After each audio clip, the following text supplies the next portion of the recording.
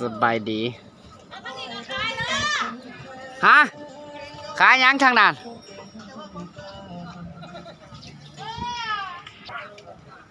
ร้านนี่ของเพิ่นรถเด้อร้านนี่เด้อรถ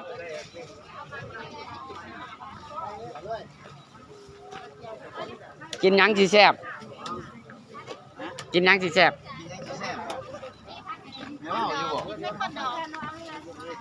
สันแข็งบ่มีบ่มีได้หลาย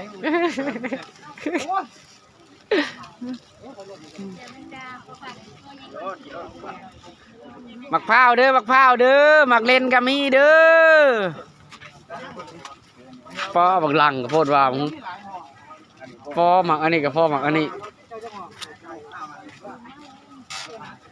ล่างมียังก่อนนี่มันคือเอาลายใช่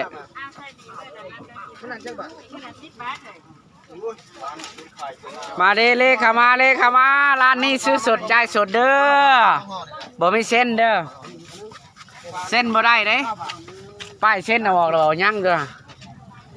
ป้ายเส้นยังคือเก่า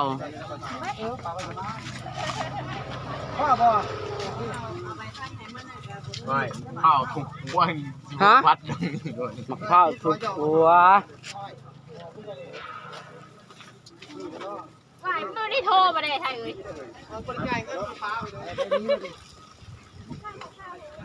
ข้าวงามมากมือเดียว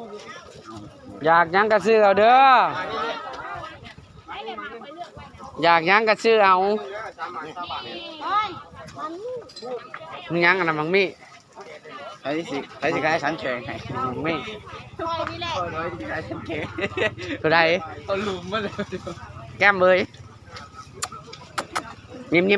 ยิ้มใส่กล้องโอ้ยเฮ็ดกี่ไล่แท้เขาบอกให้ยิ้มเฮ็ดกี่ไล่ๆนะ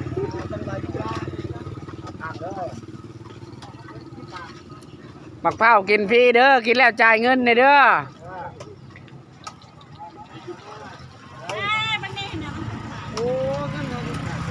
หมักเผากินฟรีหากจ่ายเงินนำ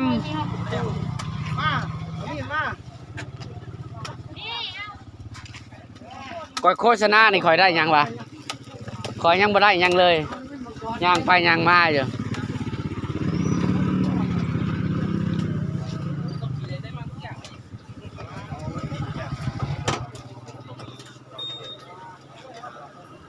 รถเด้อ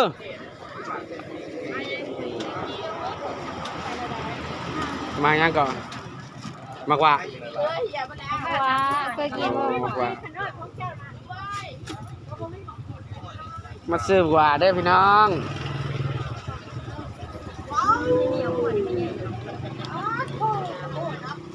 ก็ตัวมากว่าพี่น้อง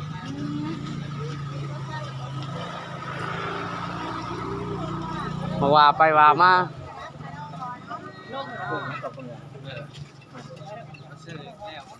บ่มียังกินยังเอาแค่ฮะก๋วยเตี๋ยวเด้อผู้ใดสั่งไว้มาเอาเด้อจะหน่อยบนเมื่อว่าปลาได้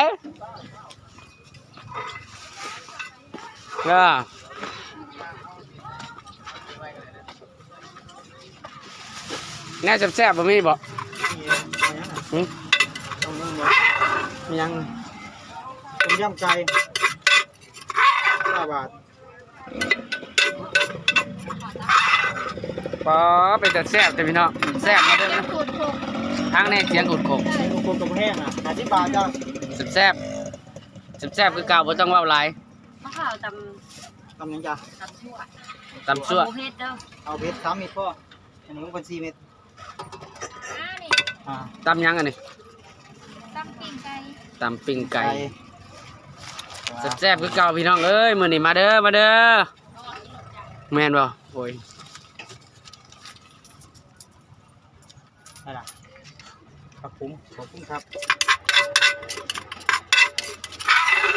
ปิ้งไก่ก็มีเด้อพี่น้อง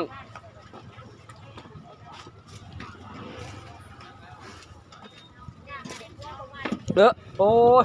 เย็นว่าสิตามกับคักกันฮักซับ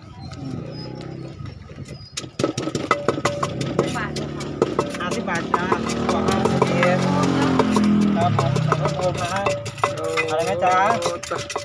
หักละหักละ หาถ่ายพระเจ้าโลนี้ หักละ ติดลิขสิทธิ์ได้หน่อยไทย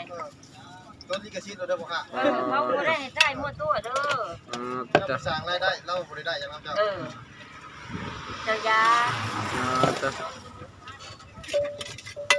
ตำบังหุงตำหยังก็มีเด้อตำเบิดตุกยิงทุกอย่างถ้าไม่ห้างนั่งใหม่ก็ตำเบิด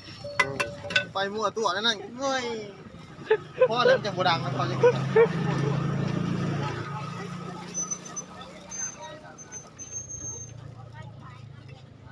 ต่างแดดเอารถ ไฟไปจัง ถือมือน้ำพายใส่ถุง เอาว่าไปดูมาชมนะครับ จักสิกินอย่างว่าเบิ้งหาแนวกินก่อนเอาไว้คอยเด้อฮะถุงหนึ่งอ่ะอันนั้นน่ะ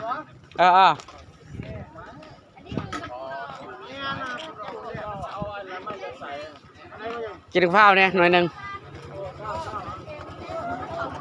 ครับ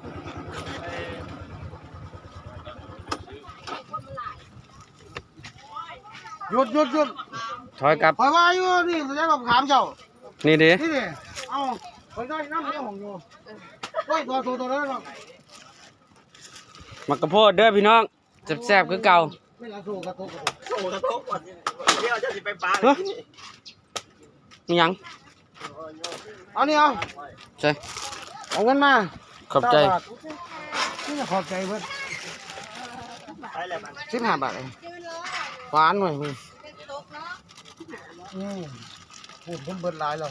มือเนี่ยงานมันบ่เลย เฮ็ด ป้ากระโพดว่าแล้วเรานี่เราอยู่ผู้เดียวเราผู้ป้อเราซื้อหลายเลยอ๋อสิโตไปแล้วไปแล้ว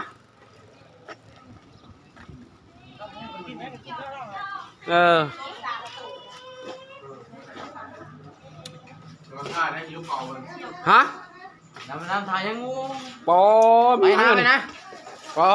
ติโตปลาดุกบ่อนะปลาดุกก็ฮักแก้ม นี่ไปนั่งเว้ย แก้มจ๋า นั่งเว้ยเอาข้าวไว้น่ะ เอา